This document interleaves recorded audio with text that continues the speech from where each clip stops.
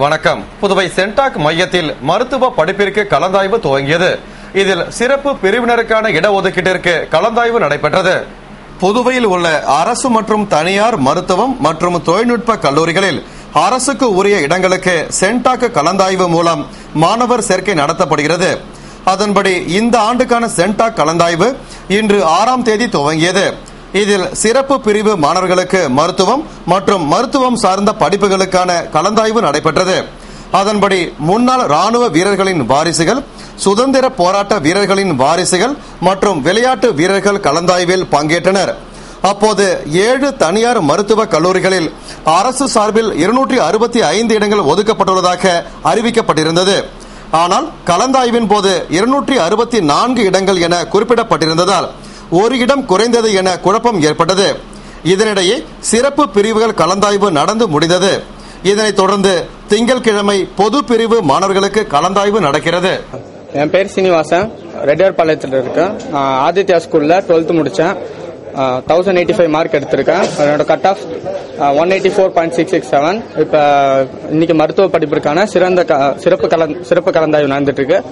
அதுல எனக்கு Indira Gandhi medical college CENTAC மூலியமா கிடைச்சிருக்கு. இந்த மாதிரி கிடைச்சதுக்கு முதல்வருக்கும், டீச்சருக்கும், பேரண்ட்ஸ் எல்லாருக்கும் நன்றி சொல்லிக்கிறேன். புதுவை உழவர்கரை தொகுதியில் புதியதாக அமைக்கப்பட்ட 3 மின்மாற்றிகளை மக்கள் பயன்பாட்டிற்காக உள்ளாட்சித்துறை அமைச்சர் பன்னீர்செல்வம் துவக்கி வைத்தார். புதுவை உழவர்கரை தொகுதிக்குட்பட்ட ஜே நகர், சண்முகா நகர், தக்கக்குட்டை ஆகிய பகுதிகளில் மின்துறை சார்பில் புதியதாக 3 மின் மாற்றிகள் அமைக்கப்பட்டுள்ளது. அதனை மக்கள் பயன்பாட்டிற்காக இயக்கி வைக்கும் நிகழ்ச்சி நடைபெற்றது. நிகழ்ச்சியில் சிறப்பு விருந்தினராக அமைச்சர் பன்னீர்செல்வம் கலந்து கொண்டு 3 மின் மாற்றிகளையும் பொதுமக்கள் பயன்பாட்டிற்காக இயக்கி வைத்தார். இதனால் ஜே நகர், சண்முகா நகர், தக்கக்குட்டையைச் சேர்ந்த பகுதிகளில் குறைந்த மின்னழுத்த பிரச்சினைக்கு தீர்வு ஏற்பட்டு சீரான மின் விநியோகம் பெற்று மக்கள் பயனடைவர். விழாவில் துறை பொறியாளர்கள், ஊர் முக்கிய பிரமுகர்கள், குடியிருப்போர் நலச்சங்க நிர்வாகிகள் கலந்து கொண்டனர். புதுவை அரசு சார்பில் நடந்த பாபு ஜெகஜீவன் ராம் நினைவு தின நிகழ்ச்சியில் சபாநாயகர், சபாபதி மற்றும் அமைச்சர்கள் மலரஞ்சலி செலுத்தினர். புதுவை அரசு செய்தி மற்றும் விளம்பரத்துறை சார்பில் பாபு ஜெகஜீவன் ராம் நினைவு தினம் அனுசரிக்கப்பட்டது. இதனை முன்னிட்டு லாசுப்பேட்டை விமானதள சாலையில் அமைந்துள்ள அவரது சிலைக்கு சபாநாயகர், சபாபதி மாலை அணிவித்து அஞ்சலி செலுத்தினார். தொடர்ந்து அமைச்சர்கள் ராஜவேலு, தியாகராஜன், சட்டமன்ற உறுப்பினர்கள் வைத்தியநாதன், கல்யாணசுந்தரம், வாரிய தலைவர் மதி ஆகியோர் மலர்தூவி அஞ்சலி செலுத்தினர். அதேபோன்று காங்கிரஸ் கட்சி சார்பில் மாநில காங்கிரஸ் தலைவர் ஏ.வி. சுப்பிரமணியன், முன்னாள் அமைச்சர் கந்தசாமி, முன்னாள் சட்டமன்ற உறுப்பினர்கள் ஜெயமூர்த்தி, மனோகர் உள்ளிட்டோர் மாலை அணிவித்து மரியாதை செலுத்தினர். புதுவை முன்னாள் நகரமன்ற துணைத் தலைவர் ஜான்குமார் பிறந்த நாளை முன்னிட்டு அமைச்சர் தியாகராஜன் மற்றும் அரசியல் பிரமுகர்கள் வாழ்த்து தெரிவித்தனர். புதுவை முன்னாள் நகரமன்ற துணைத் தலைவரும், ஏஜேகே ரீனா நெட்வொர்க் உரிமையாளரும், ஏஜேகே அறக்கட்டளையின் நிறுவனரும், விழிப்புணர்வு நாயகர் என்று அனைவராலும் போற்றப்படும், மக்கள் மனதில் நீங்கா இடம் பிடித்துள்ள ஜான்குமார் 5ஆம் தேதியன்று தனது பிறந்த நாளை தனது இல்லத்தில் உற்றார் உறவினர், ஆதரவாளர்கள், நண்பர்கள் முன்னிலையில் வெகு விமர்சையாக கொண்டாடினார். பிறந்தநாள் விழா கொண்டாடிய ஜான்குமாருக்கு அனைத்து கட்சி பிரமுகர்கள், பல்வேறு அமைப்பினர், ஆதரவாளர்கள், ஊழியர்கள், நண்பர்கள் என ஏராளமானோர் நேரில் சென்று வாழ்த்து தெரிவித்தனர். அதன்படி கல்வி அமைச்சர் தியாகராஜன் பூங்கொத்து கொடுத்து வாழ்த்து தெரிவித்தார். தொடர்ந்து முன்னாள் அமைச்சர் கந்தசாமி, வாரிய தலைவர் மதி, முன்னாள் சட்டமன்ற உறுப்பினரும் பாட்டாளி மக்கள் கட்சி மாநில செயலாளருமான அனந்தராமன் மற்றும் விடுதலை சிறுத்தைகள் கட்சி நிர்வாகிகள், திராவிடர் கழக நிர்வாகிகள் சால்வை அணிவித்து பூங்கொத்து கொடுத்து வாழ்த்து தெரிவித்தனர். இதையடுத்து பிரெண்ட்ஸ் கால்பந்தாட்ட சங்க இளைஞர்கள், பணி நீக்கம் செய்யப்பட்ட அரசு ஊழியர்கள் சங்க தலைவர் சரவணன் தலைமையில் பணி நீக்கம் செய்யப்பட்ட ஊழியர்கள், உழவர்கரை தொகுதி திராவிட முன்னேற்ற கழக நிர்வாகிகள், இளைஞர்கள், பெரியவர்கள், குயவர்பாளையம் இளைஞர்கள் ஆகியோர் பிறந்தநாள் வாழ்த்துக்களை தெரிவித்துக் கொண்டனர். கோரிக்கைகளை வலியுறுத்தி புதுவை உடற்கல்வி ஆசிரியர்கள் கல்வித்துறை முன்பு கண்டன ஆர்ப்பாட்டத்தில் ஈடுபட்டனர். புதுவை மாநில பயிற்சி பெற்ற உடற்கல்வி ஆசிரியர் சங்கம் சார்பில் கோரிக்கைகளை வலியுறுத்தி கண்டன ஆர்ப்பாட்டத்தில் ஈடுபட்டனர். சங்கத் தலைவர் குருநாதன் தலைமையில் பொதுச் செயலாளர் செல்வகுரு முன்னிலையில் நடைபெற்ற ஆர்ப்பாட்டத்தில் இணை செயலாளர் பழனி வரவேற்று பேசிட, கூட்டமைப்பு பொதுச் செயலாளர் சேஷாசலம், பரிமளரங்கன், உடற்கல்வி விரிவுரையாளர் ஜெயச்சந்திரன், நரசிங்கம், பட்டதாரி ஆசிரியர் சங்க பொதுச் செயலாளர் பாரி ஆகியோர் வாழ்த்துரை வழங்கினர். மேலும் உடற்கல்வி ஆசிரியர்கள் வாசன், முத்து, செல்வம், ரகு உள்பட பலர் சிறப்புரையாற்றினர். ஆர்ப்பாட்டத்தில் உடற்கல்வி ஆசிரியர்கள் திரளாக கலந்து கொண்டு விளையாட்டு உபகரணங்கள் கடந்த 3 ஆண்டுகளாக வழங்கப்படாததை கண்டித்தும், வருங்காலங்களில் உரிய நேரத்தில் வழங்க வேண்டும் என்றும், 2007ஆம் ஆண்டு முதல் அரசு மேல்நிலைப் பள்ளிகளில் உள்ள 20க்கும் மேற்பட்ட உடற்கல்வி விரிவுரையாளர்கள் பணியினை உடனடியாக நிரப்ப வேண்டும். அரசு பள்ளிகளில் காலியாக உள்ள உடற்கல்வி ஆசிரியர்களையும் நிரப்ப வேண்டும் என்பன உள்ளிட்ட பல கோரிக்கைகளை வலியுறுத்தி கோஷமிட்டனர். மத்திய காங்கிரஸ் அரசு காங்கிரஸ் அல்லாத மாநிலங்களை மாற்றாந்தாய் மனப்பான்மையுடன் நடத்துவதாக புதுவை மாநில பாரதிய ஜனதா கட்சி கண்டனம் தெரிவித்துள்ளது. பாரதிய ஜனதா கட்சியின் புதுவை செயற்குழு கூட்டம் மாநில தலைவர் விஸ்வேஸ்வரன் தலைமையில் மகாராஜா மகாலில் நடைபெற்றது. மாநில செயற்குழு நிர்வாகிகள் பலர் கலந்து கொண்ட கூட்டத்தில் பொது செயலாளர் சுவாமிநாதன் தீர்மானங்களை வழங்கினர். அதுகுறித்து முன்னாள் தலைவர் கேசவலு கலந்துரையாடியதை தொடர்ந்து சிறப்பு அழைப்பாளர்களாக கலந்து கொண்ட தேசிய அமைப்பு இணை பொதுச் செயலாளர் சதீஷ்ஜி, தேசிய செயற்குழு உறுப்பினர் லட்சுமணன் ஜி மற்றும் தமிழ்நாடு புதுவை மாநில அமைப்பு பொதுச் செயலாளர் மோகன்ராஜுலு ஆகியோர் நிர்வாகிகளுக்கு எதிர்கால செயல்பாடுகள் குறித்து வழிகாட்டுதல் உரையாற்றினர்.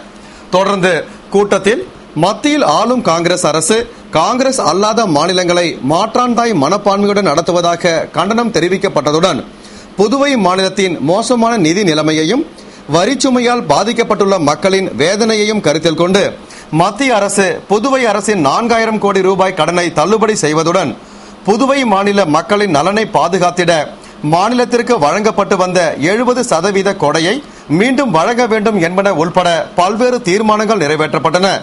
கூட்டத்திற்கு இடையே புதுவை மாநில பாரதிய ஜனதா கட்சியின் மற்றொரு தரப்பினர் கட்சி மாநில தலைமை புதுவை காங்கிரஸ் கட்சிக்கு ஆதரவாக செயல்படுவதாக குற்றம் சுமத்தி கட்சியின் தேசிய நிர்வாகிகளிடம் மனு அளித்தனர். NLC பங்கு விற்பனையை கைவிட வலியுறுத்தி வரும் 9ஆம் தேதி புதுவையில் ஆர்ப்பாட்டம் நடத்த உள்ளதாக மாநில மார்க்சிஸ்ட் லெனினிஸ்ட் கட்சி அறிவித்துள்ளது. இதுகுறித்து செய்தியாளர்களுக்கு பேட்டியளித்த புதுவை மாநில மார்க்சிஸ்ட் லெனினிஸ்ட் கட்சியின் செயலாளர் பாலசுப்ரமணியன், தமிழக செயலாளர் பாலசுந்தரம் ஆகியோர் கூறுகையில், தமிழகம் புதுவை உள்ளிட்ட தென் மாநிலங்களுக்கு மின்சாரம் வழங்கி வரும் நெய்வேலி நிறுவனத்தின் 5% பங்குகளை தனியாருக்கு விற்க முடிவு செய்திருப்பது கண்டனத்திற்கு உரியது என்று தெரிவித்தனர். கடந்த 2002ஆம் ஆண்டு பாரதிய ஜனதா அரசும் 2006ஆம் ஆண்டு காங்கிரஸ் அரசும் NLC பங்குகளை விற்பனை செய்ய முயற்சி செய்து தோல்வியுற்றதாக குறிப்பிட்ட அவர்கள், தற்பொழுது மீண்டும் பங்குகளை விற்க முயற்சிப்பதால் அந்த முடிவை மத்திய அரசு கைவிட்டு உச்சநீதிமன்ற உத்தரவை ஏற்று 10,000க்கும் மேற்பட்ட ஒப்பந்த தொழிலாளர்களை நிரந்தரம் செய்ய வேண்டும், NLCக்கு நிலம் கொடுத்த விவசாயிகளுக்கு நியாயமான இழப்பீடும் வேலையும் வழங்க வேண்டும் உள்ளிட்ட பல்வேறு கோரிக்கைகளை வலியுறுத்தி வரும் 9ஆம் தேதி புதுவை மத்திய தொழிலாளர் அலுவலகம் முன்பு ஆர்ப்பாட்டம் நடத்த உள்ளதாகவும் தெரிவித்தனர். 10 அம்ச கோரிக்கைகளை வலியுறுத்தி சுகாதார ஊழியர்கள் ஊர்வலமாக புறப்பட்டு சென்று ஆர்ப்பாட்டத்தில் ஈடுபட்டனர். புதுவை அரசின் சுகாதாரத்துறை கீழ் 500க்கும் மேற்பட்ட ஊழியர்கள் தொகுப்பூதியம் மற்றும் ஒப்பந்த அடிப்படையில் பணிபுரிந்து வருகின்றனர். அவர்களில் 3 ஆண்டுகளுக்கு மேல் பணி முடித்த ஊழியர்களை பணி நிரந்தரம் செய்ய வேண்டும், நிரந்தரம் செய்யும் வரையில் நிரந்தர ஊழியர்களுக்கான ஊதியம் வழங்க வேண்டும் உள்ளிட்ட 10 அம்ச கோரிக்கைகளை வலியுறுத்தி சுகாதார ஊழியர்கள் ஒதியஞ்சாலை ஆரம்ப சுகாதார நிலையத்திலிருந்து இயக்குநர் அலுவலகம் நோக்கி ஊர்வலமாக சங்க தலைவர் சங்கரநாராயணன் தலைமையில் புறப்பட்டனர். ஊர்வலத்தை அரசு ஊழியர் சம்மேளன கௌரவ தலைவர் பாலமோகனன் துவக்கி வைத்திட ஆனந்தராஜன், புகழேந்தி உள்ளிட்டோர் பங்கேற்று கோரிக்கைகளை வலியுறுத்தி கோஷமிட்டு ஊர்வலத்தில் சென்றனர். ஊர்வலம் மிஷன் வீதி மாதா கோவில் அருகே சென்றபோது போலீசார் தடுத்து நிறுத்தியதால் அங்கே ஆர்ப்பாட்டத்தில் ஈடுபட்டனர்.